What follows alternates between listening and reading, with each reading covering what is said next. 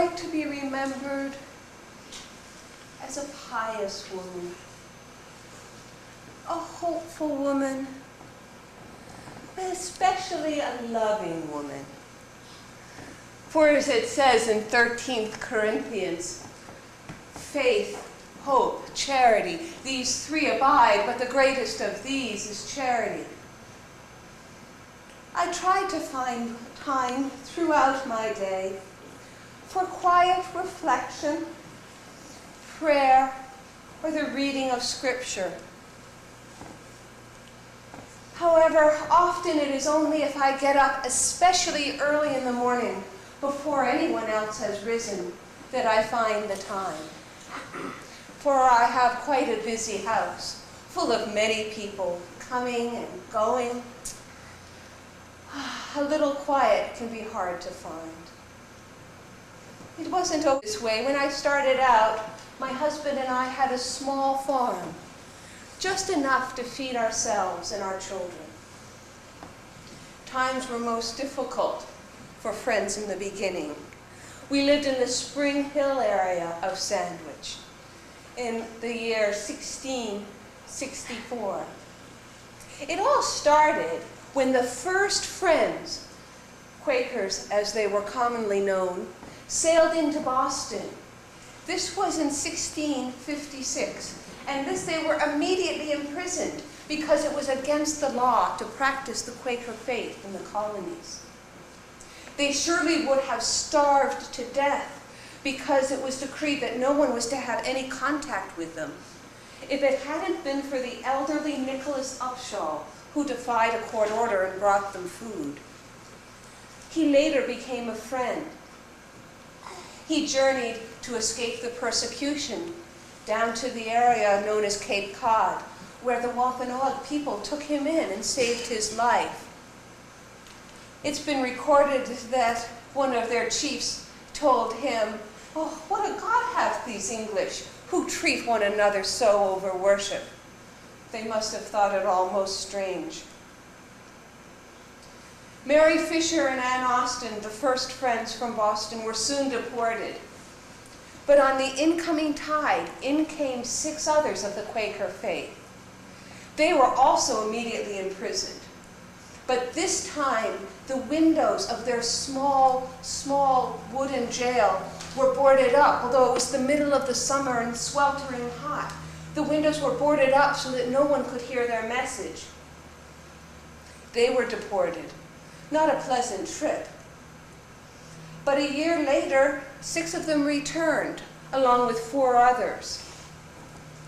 This time, instead of being imprisoned, they were whipped and banished. They were whipped all the way out of Massachusetts.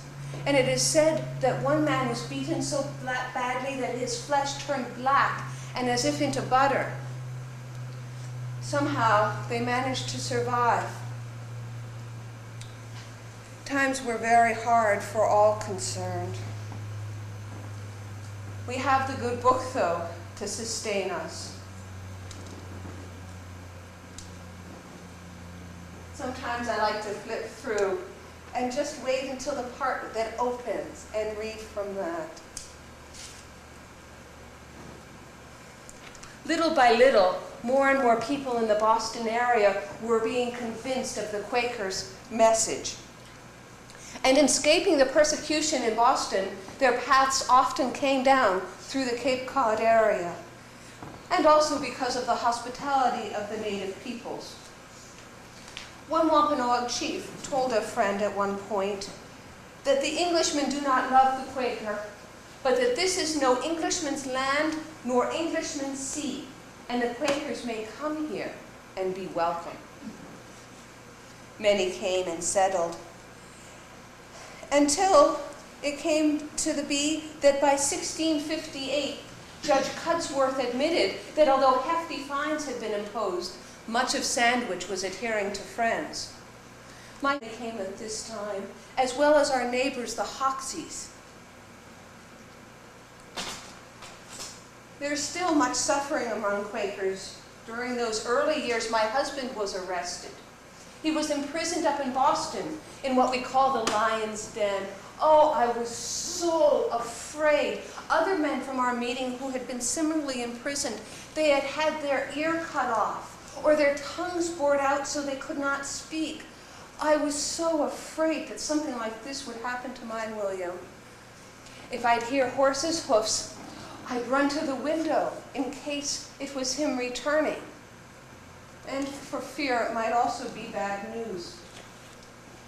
Eventually, he did return to me, and all in one piece, I'm happy to say, although he had made a very unfortunate alliance while in prison, which disturbed our family later very, very severely. But it was good to have him home. By October of 1658, a law was passed that decreed death to any Quaker who was caught in the colony. Many fled. Many went into hiding, but many also stayed and professed their faith in public. Marmaduke Stevens, William Robertson, and Mary Dyer were three such people. They were led to the gallows in Boston. William and Marmaduke were both hanged. Mary, with her hands bound and her feet bound, was reprieved, and she was banished to Rhode Island. A year later, however, she returned. This time, she was not to be spared. And along the route that she was forced to walk to the gallows, the governor ordered that the drums play especially loud so that no one could hear her message. By 1675, the hangings in Boston were creating quite a stir back in England. And so they bowed to pressure, and instead of decreeing death to any Quaker, they passed what was known as the Cart and Whip Act. This was vigorously enforced throughout, especially the winter months, and especially against Quaker women. Elizabeth Houghton, who was 68 years of age at the time, and her daughter were two such women. They were stripped to the waist in the middle of winter. They were tied to the back of an ox cart, and they were dragged through Cambridge, through Somerville, through Watertown, and left abandoned in Dennis, in Dedham, being whipped all along the way. Somehow they managed to survive.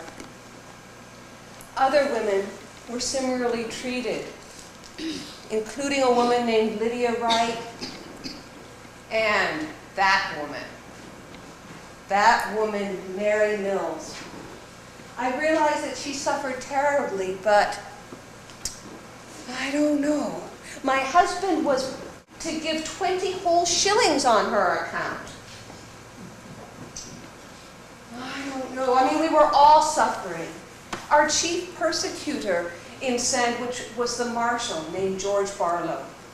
He was forever coming to our house and stealing our things. He came to my house and he took my livestock, my stores of food, even our clothing. He would track us through the woods to a quiet little place called Christopher Hollow, where we would go to meet. If he would catch us there, he'd beat us and he'd put us in the stocks. We had to be most quiet. One day he came to my door. He took the last little bit of grain that a kindly neighbor had put by. He took my one and only copper kettle, a beautiful, beautiful pot that I treasured so. "Now, Priscilla," he said, "how will I cook for thy family and friends? Thee have no kettle." To which I replied, "George, that God who hears the ravens when they cry, he provides for them. I trust in that, Lord. And verily, I believe the time will come when thy need is greater than mine own."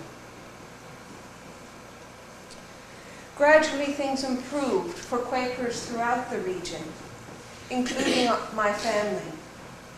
Our house became something of a social center. People came and met for worship in our house and for business. We built a large L off the back. I took in elders who could no longer care for themselves. I did what I could. It wasn't until that woman, that Mary Mills, came and lived with us that I did truly feel defeated.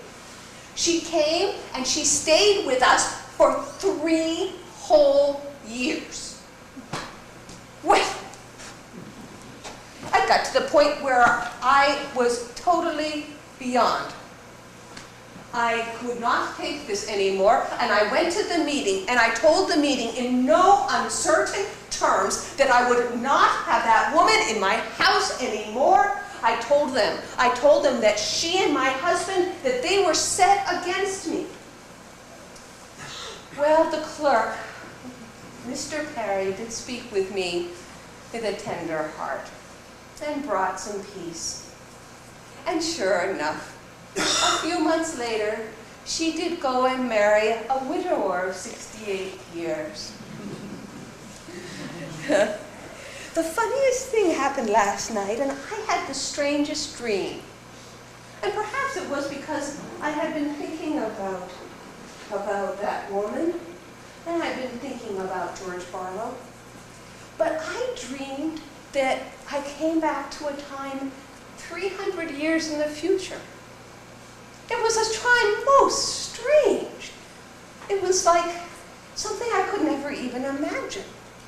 There was a descendant of mine living on a road that was named after George Barlow. Very odd. She was still worshiping in the Quaker faith, and at her meeting was a descendant of Mary Mills in the same meeting. Very odd. And I dreamed that while they were Quakers still throughout the colony, there was no one who called themselves Puritan. A very odd dream. Who should come knocking at my door the other night but that George Barlow? He came in tatters and dirty and hungry and thin. I took him in and I fed him, as my faith asks of me. For I truly believe that service to one is service to all and to God. Well, I think I hear my family stirring.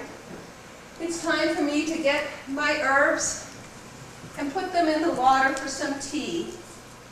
For you know, everyone who gets up first thing, they like a little something hot. It warms the bones, gets you ready for the day.